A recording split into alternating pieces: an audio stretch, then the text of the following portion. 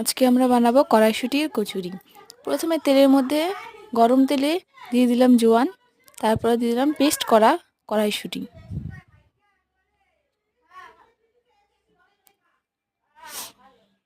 এবার আগে থেকে মাখানো ছিল ময়দা, সেই ময়দার মধ্যে দিয়ে দিলাম কড়াইশুঁটি এবং সুন্দর করে গোল করে নিয়ে নিলাম।